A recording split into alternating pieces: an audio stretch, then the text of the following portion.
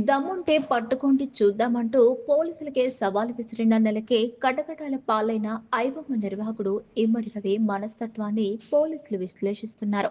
కళాశాల వయసు నుంచి వివాహం వరకు చవిచూసిన అవమానాలతో 70 లక్షంగా అడుగేశాడు. 2016లో ఒక యువతిని ప్రేమించి పెళ్లాడాడు. ఉన్నత కుటుంబం నుంచి వచ్చిన ఆమెకు రవి సంపాదనతో నెట్టుకురావటం సమస్యగా మారింది.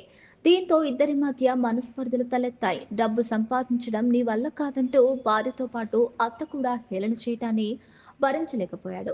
ఈ క్రమంలో వెబ్ డిజైనర్గా తనకున్న అనుభవంతో ఐబొమ్మ, పప్పం టీవీ వెబ్సైట్లకు రూపమిచ్చాడు. కొన్ని నెలలకే బెట్టింగ్ యాప్ల నిర్వాహకుల నుంచి ప్రకటనలు రావడంతో ఊహించినంత డబ్బు వచ్చి వాలింది. కానీ తన సంపాదనను ఆధారాలతో సహా చూపినా అతనితో కలిసి ఉండేందుకు భార్య ఇష్టపడలేదు. దీంతో 2021లో ఇద్దరు విడిపోయారు. అనంతరం మకాం నెదర్లాండ్స్‌కు మార్చేశాడు. తను ఎక్కడున్నా అక్కడి నుంచే వెబ్‌సైట్‌లు నిర్వహించేలా ఏర్పాట్లు చేసుకున్నాడు.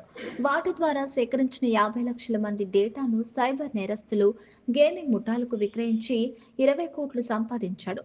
కూకట్పల్లిలోని ఫ్లాట్‌ను విక్రయించి వచ్చిన సొమ్ముతో విదేశాల్లో స్థిరపడాలనే ఆలోచనలో ఉండగానే